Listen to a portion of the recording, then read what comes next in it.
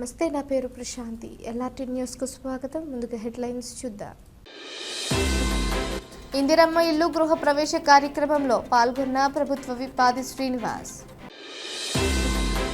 అంతర్జాతీయ మహిళా దినోత్సవం సందర్భంగా సిరిసిల్లలో ప్రత్యేక పట్టుచీర ఆకర్షణ.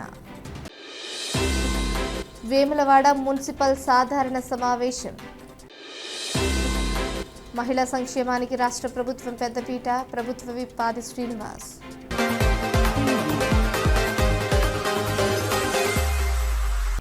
రాజన్న సిరిసిల్ల జిల్లా వేములవాడలోని శ్రీ రాజరాజేశ్వర స్వామి దేవస్థానంలో జరుగుతున్న శివ కళ్యాణ మహోత్సవాల్లో భాగంగా 4వ రోజు స్వామివారి రథోత్సవం ఘనంగా నిర్వహించారు.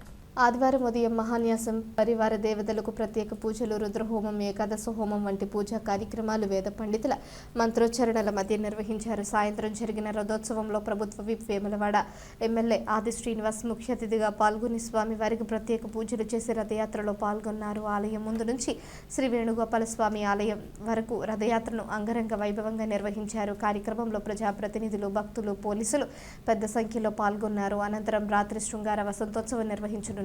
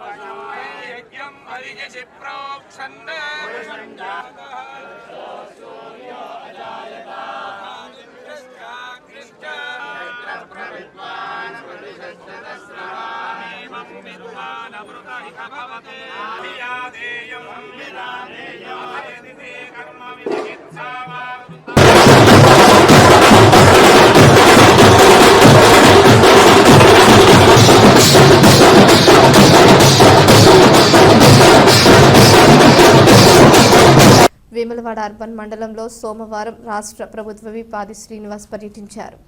ఈ సందర్భంగా అనుపురం, మారుపాక, చీర్లవంచ, గుర్రవానిపల్లి, కోడుముంజు గ్రామాల్లో 50 లక్షల రూపాయల వ్యయంతో 5 మహిళా సమైక్య సంఘ భవనాల నిర్మాణానికి శంకుస్థాపన చేశారు. ఈ సందర్భంగా ఆయన మాట్లాడుతూ రాష్ట్ర ప్రభుత్వం అమలు చేస్తున్న సంక్షేమ పథకాలు పేద కుటుంబాలకు అండగా నిలుస్తున్నాయని తెలిపారు. మహిళలు ఆర్థికంగా స్వయం సమృద్ధిగా ఎదగాలని ముఖ్యమంత్రి రేవంత్ రెడ్డి ప్రత్యేక చర్యలు తీసుకుంటున్నారని, 1 కోటి మంది మహిళలను కోటీశ్వరులుగా చేయాలనే లక్ష్యంతో ప్రభుత్వం పనిచేస్తుందని పేర్కొన్నారు.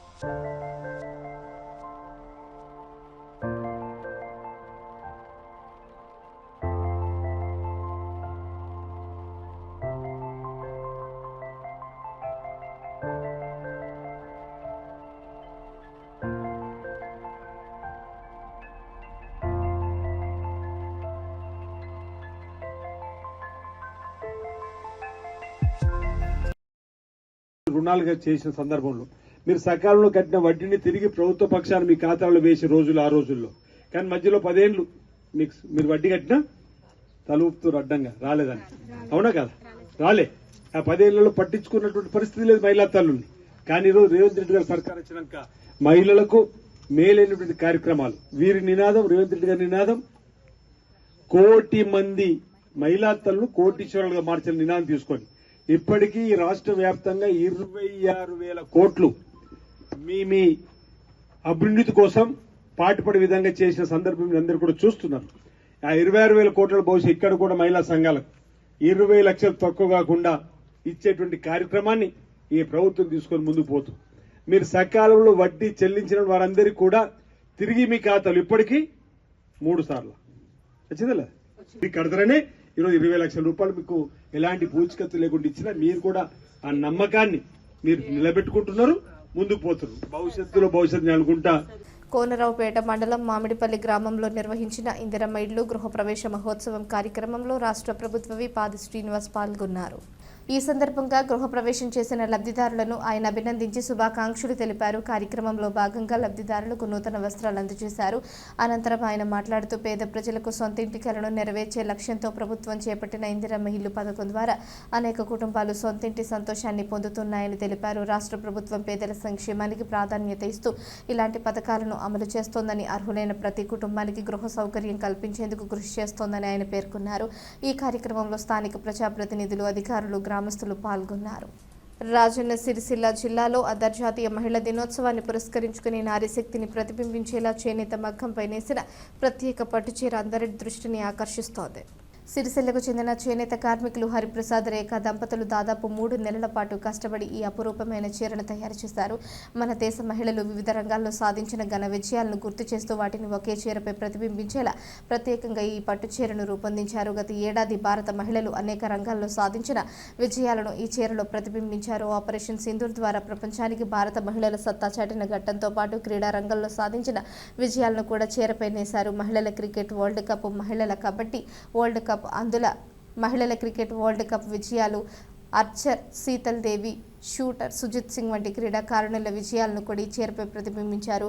మహిళలు సాధించిన విజయాలను దేశ ప్రజలకు గుర్తు చేస్తూ వారికి అభినందనలు తెలియజేయాలనే ఉద్దేశంతో ఈ ప్రత్యేక పట్టు చీరను తయారు చేసినట్లు హరిప్రసాద్, రేఖ దంపతులు తెలిపారు.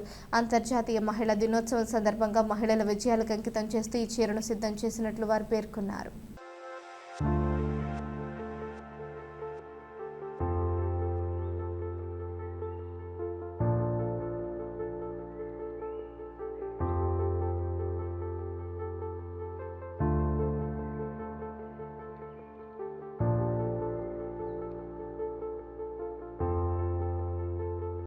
నా పేరు రేఖ, మాది రాజన్న సిరిసిల్ల జిల్లా. ముందుగా అందరికీ అంతర్జాతీయ మహిళా దినోత్సవ శుభాకాంక్షలు. గతంలో పట్టు పీతాంబరం చీర నేసినందుకు కొండలక్ష్మి బాపూజీ అవార్డు వచ్చింది. అదేవిధంగా మన దేశ ప్రజలు సాధించిన విజయాలకు గుర్తుగా ఒక చీర నేయాలని మా వారి స్ఫూర్తితోనే ఒక చీర నేసాము. దీనికి నారీ శక్తి అని చీర రూపొందించాము. ఈ చీర దాదాపు 3 నెలల సమయం పట్టింది.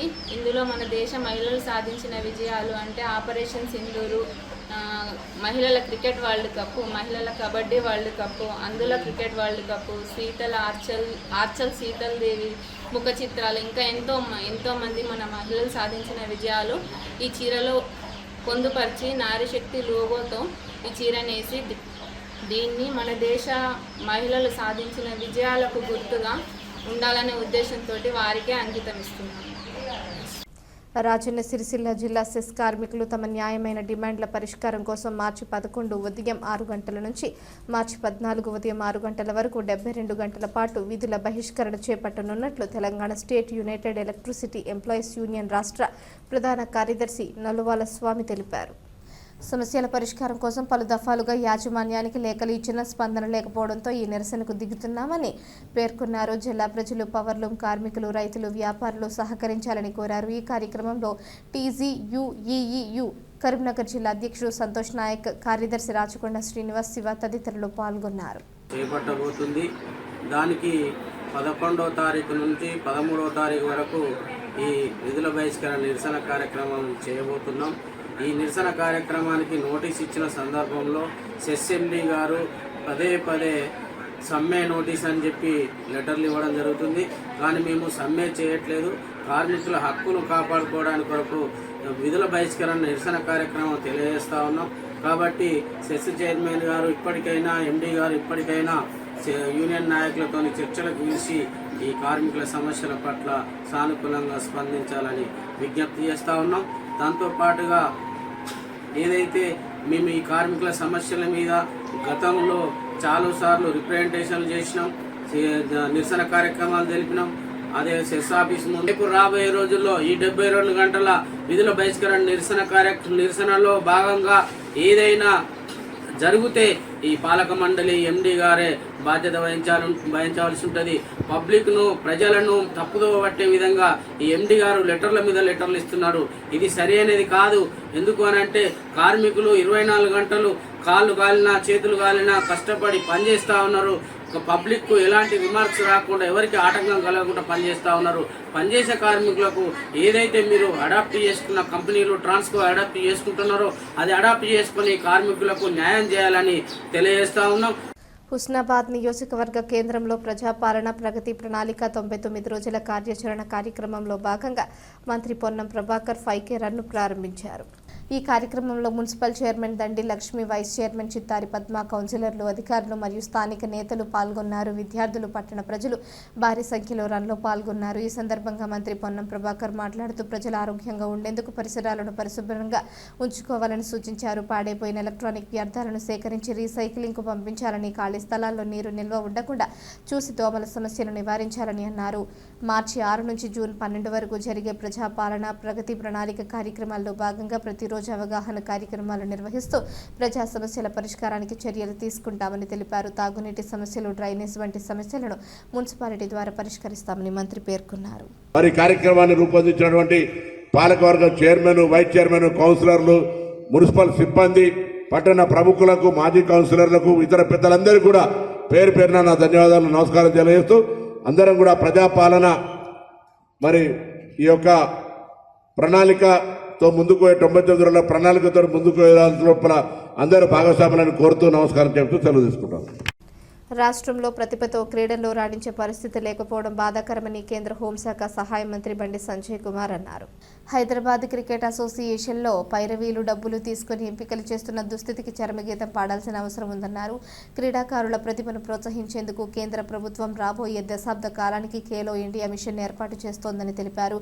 ఈ మిషన్ ద్వారా క్రీడాకారుల సమగ్ర అభివృద్ధి, కోచ్లు మరియు సహాయక సిబ్బంది అభివృద్ధితో పాటు క్రీడా మౌలిక సదుపాయాల పెంపుపై దృష్టి పెట్టనున్నట్లు చెప్పారు. కరీంనగర్ పార్లమెంటు పరిధిలో అంబేద్కర్ స్టేడియంలో ఈ నెల 1 నుంచి 7 వరకు నిర్వహించిన ప్రధానమంత్రి సంసద్ ఖేల్ మహోత్సవ్ క్రీడా పోటీలు ఘనంగా ముగిశాయి. ఈ సందర్భంగా విజేతలైన క్రీడాకారులకు బండి సంజయ్ స్వయంగా బహుమతులు అందజేశారు. ఈ కార్యక్రమంలో బీజేపీ జిల్లా అధ్యక్షుడు Gangadi Krishna Reddy, parliament convener Boinpally Praveen Rao, programme కోఆర్డినేటర్లు Gujja Srinivasa, మాడ వెంకటరెడ్డి తదితరులు పాల్గొన్నారు. వేములవాడ మున్సిపల్ కార్యాలయంలో సోమవారం మున్సిపల్ చైర్మన్ పుల్కం రాజు అధ్యక్షతన మున్సిపల్ సాధారణ సమావేశం నిర్వహించారు.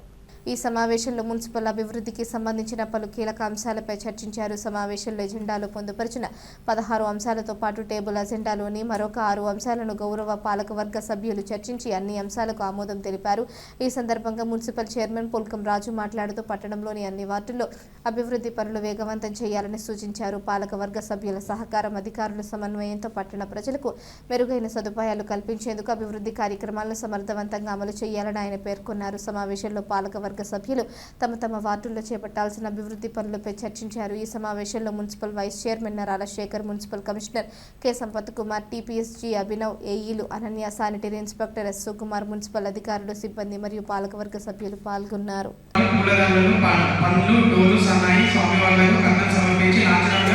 చేయవలసి ఉన్నందున 8 మార్చి 2024 రోజున అంతర్జాతీయ మహిళా దినోత్సవం సందర్భంగా మహిళలకు క్రీడలు, రంగోలి మన బాగా అందరం వర్క్ చేసుకున్నాం. అందరం కలిసి జగవాడ పట్టణాన్ని జరుగుతున్నటువంటి అభివృద్ధిలో భాగస్వామ్యమైనందుకు అందరికీ పూర్వదినోత్సవంగా భావించుకోవాలి. ఎందుకంటే పెద్ద ఆలోచిస్తామని ఉంది. అదేవిధంగా రోడ్డు ప్రభుత్వ కార్యక్రమాలు గత 2 సంవత్సరాలు ఆగిపోయిన పనులన్నీ మనం చేసుకోవడం అవసరం నాయకత్వంలో మరి అదేవిధంగా మన వేమల పట్టణాన్ని కూడా అన్ని రంగాల్లో అభివృద్ధి చేసే అవకాశం మనందరికీ వచ్చింది కాబట్టి దీన్ని అందరం సబ్మిట్ చేసుకొని మరి ఈరోజు మన ఎజెండాను శ్రీమతి గారు మనకి చదివించడం జరుగుతుంది. అందరూ సహకరించి మరి వేములవాడ పట్టణానికి మరి మనందరి వార్తల్లో మనందరం కలిసి పనిచేసుకొని మనం వచ్చే 5 సంవత్సరాలు మనం మళ్ళీ ప్రజల ముందు ఉండాలని చెప్పి ఉద్దేశంతో అదే ప్రణాళికతో పనిచేసుకొని మనందరం ముందు సాగాలని కోరుకుంటూ అందరికీ మొదటి మీటింగ్ వచ్చిన సందర్భంగా పేరు అందరికీ శుభాకాంక్షలు. వేములవాడలోని శ్రీ రాజరాజేశ్వర స్వామి దేవస్థానం అనుబంధ ఆలయమైన శ్రీ భీమేశ్వర స్వామి ఆలయంలో భక్తుడు పోగొట్టుకున్న విలువైన బంగారు బ్రాస్లెట్లను ఆలయ సిబ్బంది నిజాయితీగా తిరిగి అప్పగించారు. వరంగల్ జిల్లా లింగాల గణపురం మండలం కుందారం గ్రామానికి చెందిన రేసు సతీష్ స్వామి వారి దర్శనానికి వచ్చిన సందర్భంగా సుమారు 4 తులాల బంగారు బ్రేస్లెట్ పోగొట్టుకున్నారు. ఆలయంలో అవుట్సోర్సింగ్ స్లీపర్గా పనిచేస్తున్న డప్పు నాగమణి గది దొరకడంతో వెంటనే ఆలయ పర్యవేక్షకులు శ్రీనివాస్ శర్మకు పోలీస్ సిబ్బందికి అందజేశారు. భక్తుడిని గుర్తించి ధృవీకరించిన అనంతరం బ్రేస్లెట్ను తిరిగి అప్పగించారు. నిజాయితీగా వ్యవహరించిన డప్పు నాగమణిని ఆలయ అధికారులు అభినందించారు. ఆలయ ఈవో ఎల్ రమాదేవి ఆదేశాల మేరకు ఆమెకు స్వామివారి వస్త్రం లడ్డు ప్రసాదం అందజేశారు. దర్శనం నిలబడడం బ్రాస్లెట్ మిస్ అయింది. దానికి పోలీసు దర్శనం కూడా మిస్ అయింది. దానికి నేను పోలీసులను అందరినీ సంప్రదించాను. వాళ్ళు నాకు మంచి సంప్రదించి నా యొక్క బ్రాస్లెట్లు వాళ్ళందరూ వేములవాడ రాజన్న అందరూ మంచిగా నాకు అందజేసినారు. అందరూ నాకు సహకరించి మంచిగా బ్రాస్లెట్ నాకు తిరిగి అందజేసింది. మరి నా కృతజ్ఞతలు నాకు ధన్యవాదాలు. తెలంగాణ రాజకీయాల్లో రైతు బంధు 6 గ్యారెంటీల అంశం మరొకసారి హాట్ టాపిక్ గా మారింది. BRS working president KTR Congress ప్రభుత్వంపై తీవ్ర విమర్శలు చేశారు. రైతు బంధు పథకాన్ని కాంగ్రెస్ ప్రభుత్వం నిలిపివేసిందని ఆరోపిస్తూ ఇప్పుడు రైతులకు రాహుల్ బంధు మాత్రమే ఉందని ఎద్దేవా చేశారు. ఎన్నికల సమయంలో ఇచ్చిన 6 గ్యారెంటీలను వెంటనే అమలు చేయాలని డిమాండ్ చేసిన కేటీఆర్ రైతులకు 3వ పంటకు రైతు బంధు ఇస్తామని చెప్పి అమలు చేయడం లేదన్నారు. బడ్జెట్లో బీసీ బంధు కింద నిధులు కేటాయించాలని కోరుతూ 6 గ్యారెంటీలు అమలయ్యే వరకు పోరాటం కొనసాగిస్తామని హెచ్చరించారు.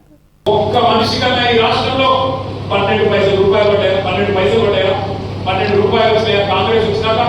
అందుకే ఇవాళ ఈ రాష్ట్రంలోని దళిత గిరిజన బిడ్డలు నువ్వు ఎప్పుడు స్టార్ట్ చేస్తావు అంబేద్కర్ అభయాస్తం, నువ్వు ఎప్పుడు ఇస్తావు 12 లక్షలు అని చెప్పి రాష్ట్రంలోని మొత్తం దళిత బిడ్డలు చూస్తా ఉన్నారు.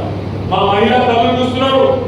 2500 రూపాయలు ఈ బడ్జెట్ లో పెట్టడా 100 రోజులు అన్నాడు, 1000 రోజులు దగ్గర పడ్డది. ఇప్పుడన్నా పెట్టడా అని చెప్పి రాష్ట్రంలోని మొదటి సంవత్సరంలో 2.5 ఏళ్ళైంది. ఇప్పటి వరకు కనీసం 10,000 ఉద్యోగాలు రేవంత్ రెడ్డి గారు 2 లక్షలు అని చెప్పి నమ్మబలికిండు. రాహుల్ గాంధీ గారు స్వయంగా అశోక్ నగర్కి వచ్చిండు. కానీ ఇప్పుడు వాళ్ళందరినీ నేను కోరుతా ఉన్నా, ఇలా మా ఊరు మా రామలక్ష్మణపల్లి మా సర్పంచ్ గారు, రాజపేట సర్పంచ్ గారు, మా ఇందిరమ్మ కాలనీ సర్పంచ్ గారు ఎట్లయితే వచ్చి ఈ గులాబీ కండువా కప్పుకుంటున్నారో, ఎట్లయితే ముందుకొచ్చి కేసీఆర్ గారి నాయకత్వాన్ని బలపరుస్తున్న ముందుకు వస్తున్నారో, అట్లే మిగతా వారు కూడా కలిసి రండి. కలిసి కట్టుగా ఈ దుర్మార్గ అప్రజాస్వామిక ప్రభుత్వం ఏదైతే రైతు బంధు ఎగ్గొట్టిన రాబందు ప్రభుత్వం, దీన్ని ఖచ్చితంగా నిలదీద్దాం. మనందరం ఐక్యంగా కొట్లాడదాం.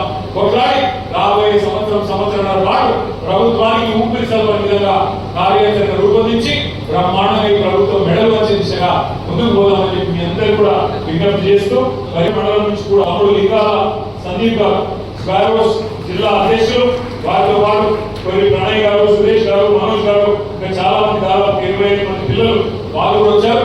వారు కూడా గట్టిగా సమర్పిస్తున్న మా గౌరవ సర్పంచ్లకు, ఇంకా ఇతర పార్టీ నుంచి వచ్చేసిన నాయకులకు. వేసైదాపూర్ మండలంలో ప్రజాపాలన ప్రగతి ప్రణాళిక కార్యక్రమంలో భాగంగా 99వ రోజు మండల స్థాయి సమావేశం నిర్వహించారు. ఈ సమావేశానికి రాష్ట్ర రవాణా శాఖ మంత్రి పొన్నం ప్రభాకర్ హాజరై కార్యక్రమాన్ని సమీక్షించారు. ఈ సందర్భంగా మంత్రి పొన్నం ప్రభాకర్ మాట్లాడుతూ రాష్ట్ర ప్రభుత్వం చేపడుతున్న ప్రజాపాలన ప్రగతి ప్రణాళిక కార్యక్రమం ద్వారా ప్రజల సమస్యలను నేరుగా తెలుసుకుని త్వరితగతిన పరిష్కరించడానికి చర్యలు తీసుకుంటున్నట్లు తెలిపారు. సర్పంచులు, ఉప సర్పంచులు, మండల జిల్లా స్థాయి అధికారులు అందరూ ఉంటారు. 580 శాంక్షన్ అయినాయి మేడం, 414 అయినాయి.